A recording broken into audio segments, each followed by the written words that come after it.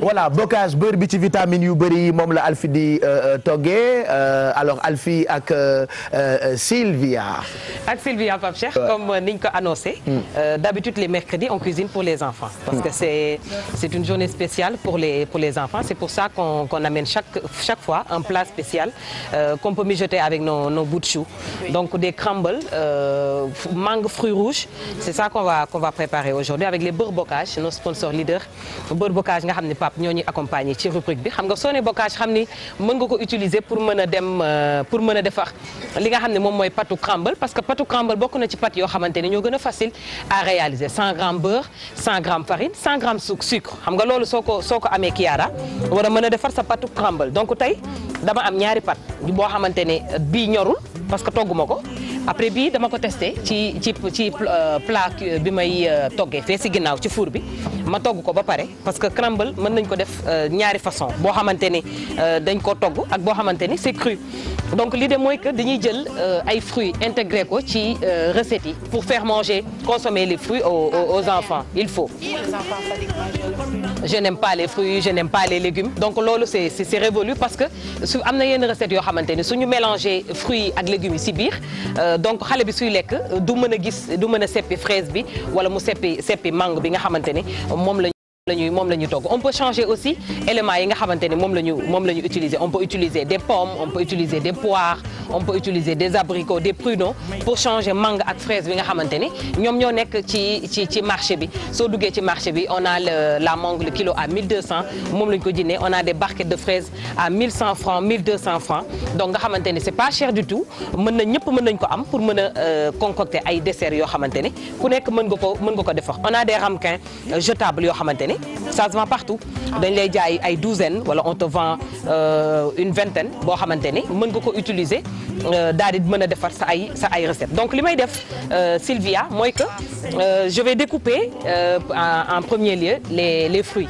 et puis yow je te laisse assembler maanaam dama lay bàyyi yow nga jël ko def ko ci remplir ramequin yi et puis on va enfourner pour xool lan lay joxe donc puisque am naa fi vas-y allez-y ngoog donc mi ngoog on va découper les mangues donc puisque sama planche bi en général dañuy wax ni planche yi su fekkee da ngay utiliser les planches pour les oignons pour l'ail on peut pas l'utiliser pour découper les tout ce qui est fruits fraises mangue nga xamante ni ñoom dañuy absorber goût absorber odeur yi donc on va découper ça ici sur le plat donc bien charnu parce que mango moom xam nga fii la fekk baax Sénégal moom xam nga dañuy produire mango local bi nga xamante ni léegi mu ñor dafay ñor dina wàcc bay jar sax kilo 200 y a plus de goût oui bu ñoree xomb mooy ëpp goût donc mën na wàcc bay jar kilo 200 wala kilo 250 donc pour le moment mi ngi ci kilo 1200 mais dinañ ko am ci marché bi donc mi ngoog dañuy dindi xollit bi on enlève la peau et puis ñu récupérer li nga xam ne moom mooy pulpe bi donc l'idée mooy que dañuy jël pulpe bi mélanger ko ak fraise def ci amande yi moom laay torréfier fële ci four bi donc mi ngoog je découpe et puis je vous laisse remplir les ramequins. Oui, bien sûr. donc mi ngoog donc boo koy découper rek di nga xam ne c'est des mangues très très mûres et très sucrées. Ça sucre. Est-ce qu'en Italie on trouve des mangues? Si on le trouve mais mangue Sénégal seulement en été. En été. waaw sinon tu trouves mangue Brésil Pérou. waaw Pérou sama dëkk la yëngal lool. xam nga Pérou sama dëkk la waaw man Pérou laa dëkk je suis péruvienne. ah si Kiara yow da ngay seetaan yeewu leen ah. je sais tout. kon yëg nga ni man Pérou laa dëkk. ah oui. loolu fort na. donc la cuisine italienne aussi de fii dañ koy togg lu bëri. ah oui parce que c'est une cuisine qui a fait quand même le tour du monde. ah oui. entre bolognaise lasagne. moi je suis de Bologne. Mais explique-nous un peu comment ça se passe là-bas.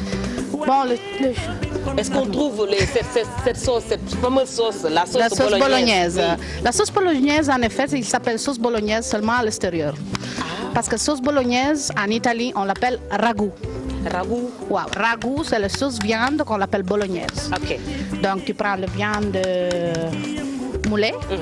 Viande hachée. Ou hachée.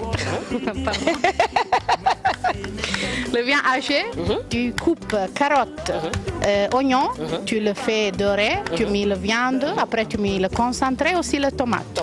Tu as beaucoup de tomates là-bas? Oui, beaucoup. Ouais. Tomate italienne, c'est fameux. C'est le... Mais après que tu as mis le tomate, tu rajoutes de l'eau, tu dois faire cuire au moins 4 heures du temps. Ah oui? Oui, c'est long. On laisse compoter? Oui, on laisse cuire. Parce que la sauce, ça prend du goût. Ah. La viande, ça se cuit bien, la graisse, il devient homogène. Ouais, ok. Ok. Ça, c'est le fameux bolognaise. Bolognaise. Lasagne aussi, c'est pas difficile. Lasagne. C'est le ragoût, donc bolognaise. Avec pâte, béchamel et parmesan. Tu fais de couche par couche.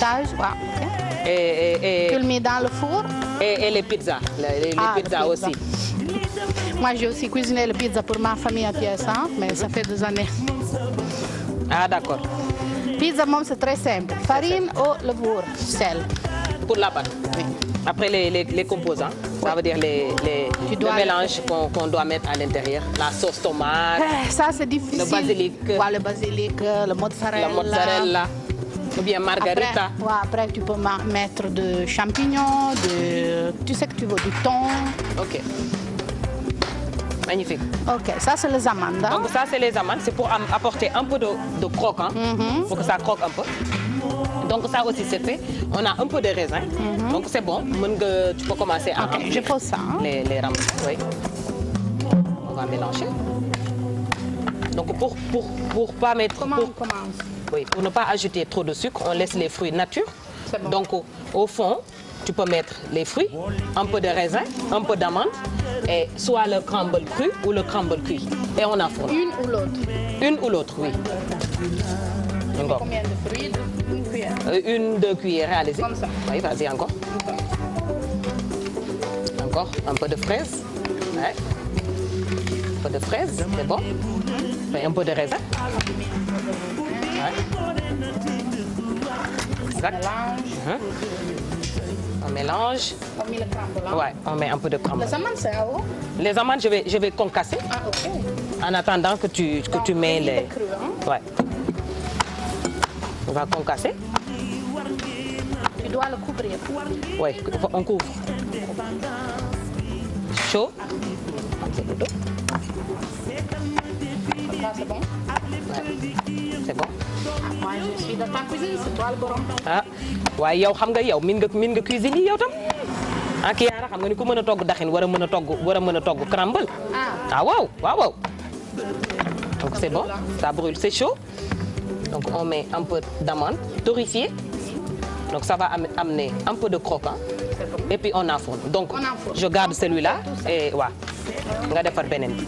Donc c'est bon li nga xam ne moom mooy crumble aux fruits rouges yi nga xam ne moom la ñu andi tey on va remplir découper waat mango yi nga xam ne moom moo fi des wax naa ko sànq ñaari sorte crumble yoo xamante ni moom la ñu defar bii soo ko gisee ça sent hyper bon parce que dañu jël beurre bocage bi lu toll ci 100 grammes jël 100 grammes farine ak 100 grammes sucre daal di koy mélanger donc boo ko mélanger rek da ngay mélanger ba mu sablé ba mu jox la texture grain yi nga xam ne moom mooy crumble ñu daal di koy dugal ci plat bi étaler ko ci plat wu four bi au bout de 5 minutes da ngay gis ni dafay doore dafay croustillant nga yàq ko donc soit nga jël bu ñor bi def ko ci fruit parce que on sait bien que mango ak fraise ñor na ba pare mën nañ ko sax consommer noonu nga def ko ci wala ñu jël bi nga xamante ni moom la Sylvia def bu cru bi daal di koy def ci kaw pour mën ko déguster donc Pape Cheikh xam nga ni lii yomb na donc xale yee ngi en vacances donc mën nañu dugg ci waañ yi reprendre recettes yi nga xamante ni moom la ñu andi tey ak Sylvia Ndiaye Lawbe mi nga xamante ni tey moom moo réalisé recette bi Pape Cheikh.